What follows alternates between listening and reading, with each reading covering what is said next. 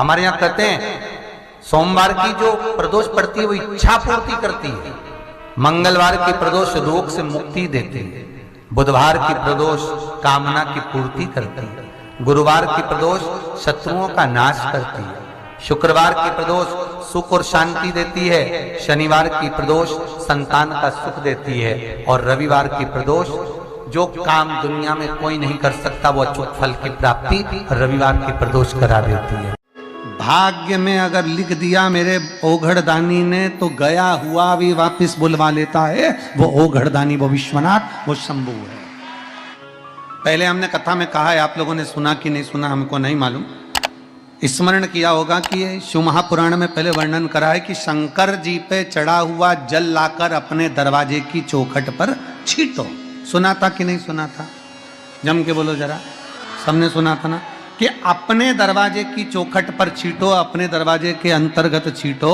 उसका कारण क्या था? उसका केवल एक कारण है कि भगवान शंकर पर चढ़ा हुआ जल अगर थोड़ी सी भी रज लगकर आ गई, भगवान शिव का चढ़ा हुआ जल अगर हमारी चौखट पर, दुकान पर आकर अगर छिटक दिया तो कुबेर का भंडार मेरा महादेव भर ही देता है। और तो और कितना सुंदर संवाद किया महाराज जी। प्रयास करिएगा जीवन में एक बार, बन सके,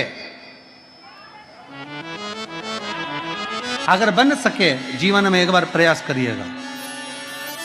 अगर गुरुवार का प्रदोष पड़ जाए, कौन से वार का? गुरुवार का प्रदोष पड़ जाए, बृहस्पतिवार का यदि प्रदोष पड़ जाए तो प्रदोष के दिन, प्रदोष काल में, प्रदोष के दिन, प्रदोष काल में किसी शिवालय में जाएं, शंकर के मंदिर में जाएं, एक ही दिए के अंदर एक फूल बाती, कैसी बाती है? फूल बाती, और उसी दिए के अंदर एक लंबी बाती, दो बाती। कौन सी बाती हैं? जम के बोलो जरा। एक फूल बाती, एक लंबी बाती, दो बाती। एक ही दिए के अंदर फूल बाती, लंबी बाती दोनों रख लें। थोड़ा सा घृत की बातियां, तेल की बाती नहीं, घी की बाती रखें, और दोनों बातियां उसमें रखकर 3 बेलपत्र भगवान शंकर के मंदिर में लेकर जाएं। दिए को भी प्रज्वलित नहीं करना है। पहली बेलपत्र नंदीश्वर की जो ऊपर का भाग होता है, जिसको हम शिव तत्व भाग कहते हैं, नंदी के पीठ पर एक भाग होता है जिसको शिव तत्व भाग कहा जाता है, वो नंदी की पीठ पर जो भाग है वहां पर एक बेलपत्र समर्पित करें। दूसरा बेलपत्र आप जो माता पार्वती जी का, जैसे ये शिवलिंग है और ये गोल भाग है, ये माता पार्वती जी का हस्तकमल है, तो माता पार्वती जी का जो हस्तकमल है, इस हस्तकमल पर कहीं पर भी एक बेलपत्र आप समर्पित कर दें। और तीसरे नंबर की जो बेलपत्र है, तीसरे नंबर की जो बेलपत्र है वो भगवान शंकर पर समर्पित कर दें। जो दिया आप लेकर गए हो मंदिर में, उसी दिए को नंदी और महादेव इन दोनों को दर्शन कराते हुए अगर मंदिर के अंदर लगाने दें दिया तो ठीक है, ना लगाने दें तो दीप को बीच में बस स्पर्श कराकर भले बाहर जाकर लगा दो, पर प्रयास करो वो दीप, वैसे तो बीच में नंदी और शिव के मध्य में वो दिया स्पर्श होना चाहिए।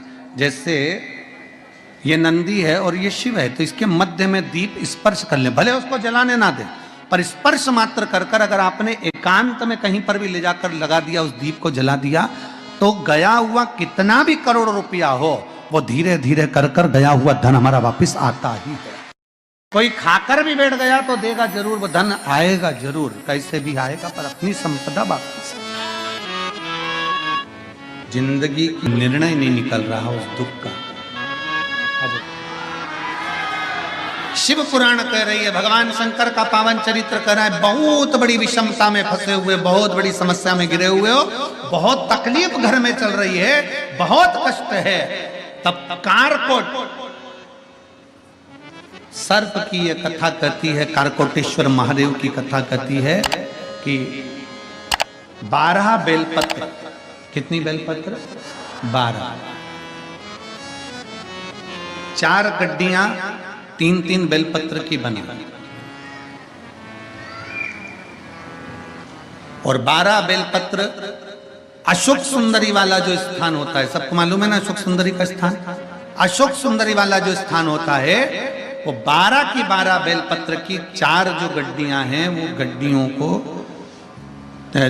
4 बेलपत्र का जो क्रम है, वो पूरी गड्डियों को, तीनों चारों को ले जाकर शंकर भगवान के उस सुंदर अशुभ सुंदरी वाली जगह पर केवल महीने की, किसी भी महीने की 2 प्रदोष आप अपने हृदय से बाबा की अशुभ सुंदर वाले स्थान पर समर्पित कर कर 1 लोटा जल शिव जी को उत्तर की ओर मुख कर कर समर्पित करें। कारकोटेश्वर महादेव का नाम लेकर समर्पित करिए। कैसी भी विषम परिस्थिति चल रही होगी, उसका हल निकल ही जाएगा, उसका हल निकलेगा ही। गड्डियां बनाइए, बेलपत्र पर बेलपत्र रखकर 4-4 बेलपत्र की 3 गड्डियों का स्मरण कर कर बाबा के स्थान पर समर्पित कर कर बड़े दिल से बाबा को अपने हृदय की बात कहकर जल शिव जी को उत्तर की ओर मुख कर कर बैठकर बाबा को जल समर्पित करें। कारकोटेश्वर महादेव अवंतिका खंड में, स्कंद महापुराण के अवंतिका खंड में कारकोटेश्वर महादेव का वर्णन किया गया है। कारकोटेश्वर ने विचार कर लिया कि मैं क्या करूं, मैं क्या दे सकता हूं, शिव को क्या समर्पित कर सकता हूं। कितनी भी विषम परिस्थिति हो, कितना भी तकलीफ की घड़ी चल रही हो, अशोक सुंदर वाली स्थान पर अगर बेलपत्र के बाद 12 बेलपत्र समर्पित, और आप अलग अलग विभाजन कर कर नहीं भी चढ़ा सकते तो 12 एक साथ मिलाकर चढ़ा दो, पर चढ़ाओ और उत्तर की ओर मुख कर कर शिव को जल समर्पित करो। बाबा से कारकोटेश्वर महादेव का नाम लेकर दिल से प्रार्थना करो, मेरा देव अधिदेव महादेव सुनता जरूर है, सुनता क्यों ना सुने, अगर विश्वास रखकर करा है। एक पत्र प्रयास करना, जब जब जिस महीने में जो प्रदोष पड़ा करे, जब प्रदोष पड़े बन सके 1 बेलपत्र, बन सके 5 बेलपत्र, शमी पत्र, हरे मुंह, हरा मुंह बेलपत्र, एक कलश के अंदर थोड़ा सा पानी लेकर 1 बेलपत्र, हरा मूंग, शमी पत्र डालकर और उसमें थोड़ा सा गुड़ डालकर भगवान शिव का स्मरण कर कर प्रदोष काल में, मान लो कोई काम आपका बहुत जरूरी है, बहुत दिनों से आप थक गए हैं, नहीं हो रहा, कर्जा बढ़ रहा है, धन नहीं आ रहा, व्यापार नहीं चढ़ रहा, या कोई समस्या बहुत प्रबल है, कोई एग्जाम में बैठ रहे हो नहीं हो रहा, परीक्षा भी दे दी है, रिजल्ट आने ही वाला है, तो भी प्रदोष काल में, प्रदोष के समय वो जल मूंग, शमी पत्र और बेलपत्र और गुड़ का शंकर के शिवलिंग को समर्पित करना प्रारंभ कर दो। 2 या 3 प्रदोष करोगे, बाबा आपकी मनोकामना शीघ्र पूर्ण कर देगा। 2 या 3 करो, बाबा करेगा। 12 महीने प्रदोष आती है,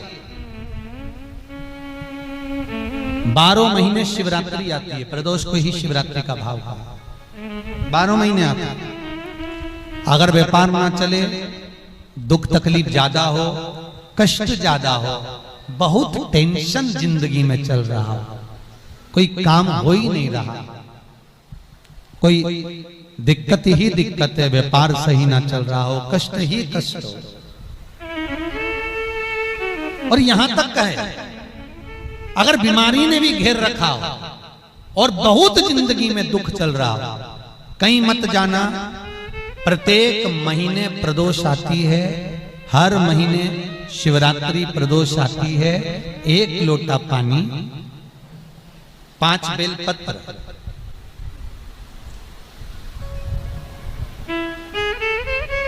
5 बेलपत्र, 1 शमी पत्र,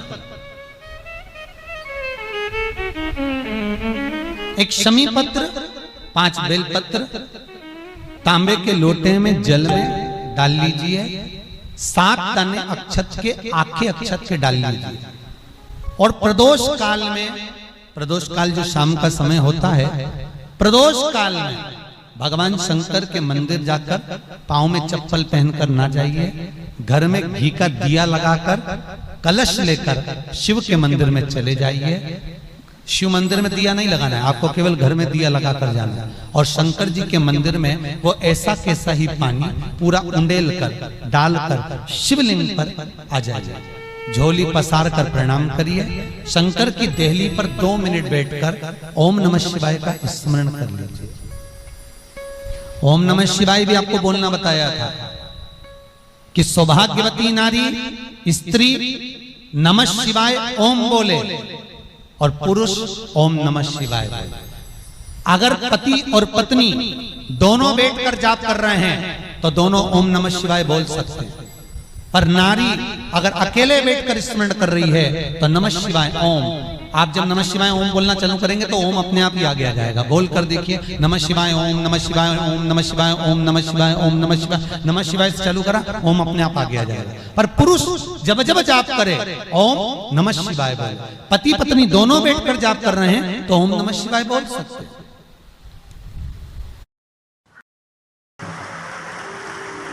बैठ जाओ बेटा, बैठ जाओ। श्री शिवाय, श्री शिवाय, श्री शिवाय। भगवान शंकर की कथा कहती है आपका विश्वास। एक गणेश मुखी शंख होता है जिसकी वाणी नहीं खुल रही हो, जो तोतरा बोल रहा हो, अटक रहा हो, हकला बोल रहा हो, या उसकी श्रवण शक्ति कमजोर हो, सुनाई नहीं दे रहा हो, गणेश वृत्ति शंख के अंदर या तो एक चांदी का सिक्का डाल लीजिए, चांदी का सिक्का नहीं हो तो चांदी का तार डाल लीजिए, उसमें पानी भर लीजिए और उस शंख के ऊपर कहीं पर भी पास में एक सफेद फूल, सफेद पुष्प भगवान शिव का, हाटकेश्वर महादेव का नाम लेकर रख दीजिए। कौन से महादेव? जम के बोलिए जरा। हाटकेश्वर महादेव का नाम लेकर रख दीजिए। उस पानी को, जिसकी वाणी नहीं खुल रही हो, श्रवण शक्ति कमजोर हो गई हो या जिसका विवेक कम काम कर रहा हो, उसको वो पानी पिलाना प्रारंभ करिए। रोज रात को भरो, सुबह उस पानी को पीने के लिए दीजिए। गणेश वृत्ति शंख जिसकी श्रवण शक्ति कमजोर हो या वाणी कमजोर, उसको फूंक मारने के लिए भी दीजिए। महाराज लगभग 3 महीने तक लगातार अगर क्रम करोगे तो वाणी भी खुलेगी, श्रवण शक्ति भी प्रबल होगी और माइंड भी काम करना प्रारंभ करेगा। गणेश वृत्ति शंख का बड़ा महत्व है। गणेश वृत्ति शंख 2 चीजें होती हैं। एक, अगर घर में कर्जा ज्यादा हो गया है, पैसा चुकाया नहीं जा रहा, पैसा आ नहीं रहा, कहीं से आवक नहीं हो रही है, तो वही गणेश मुखी जो शंख होता है, गणेश वृत्ति जो शंख होता है, उसमें तांबे का सिक्का डाला जाता है। काय का सिक्का डालते हैं अपन? जम के बोलिए जरा। तांबे का सिक्का। तांबे का सिक्का उस गणेश वृत्ति शंख में डालकर पानी को भर दिया जाता है। दरवाजे पर उसी शंख से 7 रेखाएं उस पानी की अपने दरवाजे पर सुबह के समय, जब पूरे घर की झाड़ू लग रही हो, उसके 5 मिनट 10 मिनट पहले, चाहे आप स्नान करे हो ना करे हो, पर 7 रेखा उस पानी की बना दी जाती है महाराज। लगभग 14 से 15 दिन लगते हैं और लक्ष्मी की आवक आना प्रारंभ हो जाती है, राह खुलना प्रारंभ हो जाती है, जिससे कर्जा चूकने लगता है। गणेश वृत्ति शंख सुख प्रदान करता है। गणेश वृत्ति शंख महाराज, आपको ज्ञात होगा श्री गणेश जी महाराज का मस्तक विनायक देवता का जब कटा था, उस मस्तक के कटने के बाद शंकर भगवान ने जब हाथी का मुख लगाया था, हाथी के बच्चे का मुख लगाया था, तब गणेशवती शंख का स्मरण स्वयं गणेश जी को कराया। वो शंख की बड़ी महत्व। शिव महापुराण की कथा कह रही। पार्वती जी का चित्त, पार्वती जी ने बोला कि अगर कोई संत आए और उस पर 1 लोटा पानी अगर डाल दिया जाए, संत पर 1 लोटा पानी अगर छिड़क दिया जाए तो संत प्रसन्न होकर वर दे देते हैं। ये पार्वती मैया अपनी सहेली से हंसी मजाक की बात कर रही थी, पर गंगा जी ने उसको सुन लिया। अब गंगा जी का तो सुनना हुआ, सामने से दुर्वासा बाबा का आगमन हुआ। गंगा जी ने 1 लोटा पानी भरकर बाबा पर छोड़ दिया। जैसे ही छोड़ा, बाबा को क्रोध आ गया और क्रोध आकर बाबा ने श्राप दे दिया, ए गंगा, तो हिमालय राज की बड़ी पुत्री, तुझमें विवेक होना चाहिए कि संत का आदर कैसे करते हैं।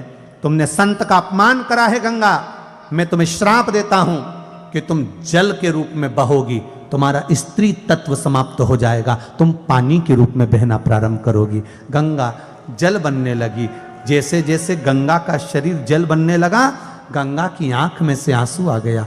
गंगा ने हाथ में जल लेकर अपनी बहन पार्वती को श्राप देने के लिए जल को उठा लिया। मेरी बहन पार्वती जिसने मेरे साथ छल करा है।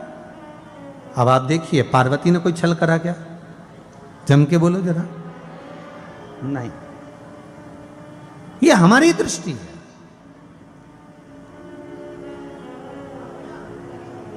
हमको लग रहा है कि सामने वाला व्यक्ति हमारे लिए गलत सोच रहा है। आप मत सोचो ना, आप तो अच्छा सोचो। फिर वही बात आ गई, क्या किसको रोई है चादर तान के सोइए। मीराबाई के पास में आकर कहा जाता था कि राणा ने ऐसा करा, सांप का पिटारा भेजा, विष का प्याला भेजा। मीराबाई बोली भेजने दो, अगर वो मेरे लिए भेज रहे हैं तो भेजें, पर मेरे भीतर तो गिरधर गोपाला समाया हुआ है, मेरे भीतर महादेव समाया हुआ है, मेरे भीतर ठाकुर समाया हुआ है, मेरे भीतर राम और कृष्ण समाया है।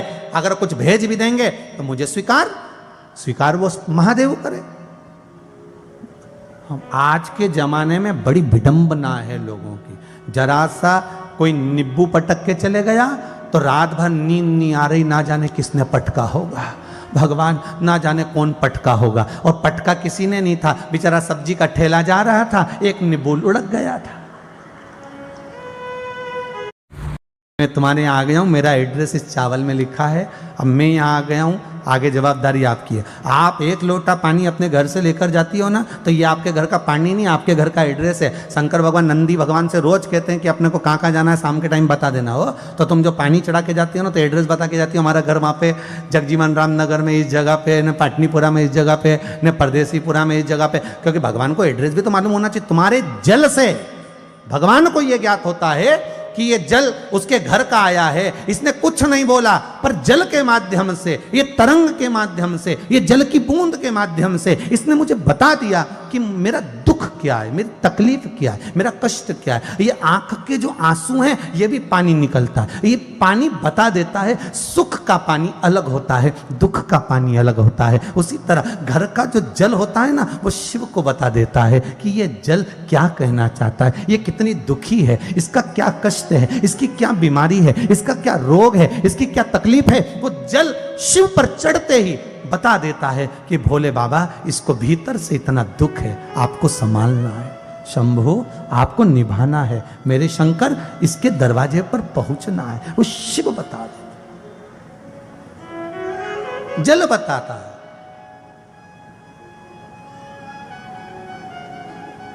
आपके घर का चढ़ना चाहिए। कई लोग कहते गुरुजी मंदिर जाते हैं तो लोग टोकते हैं, कहते हैं बताओ चल दी मंदिर।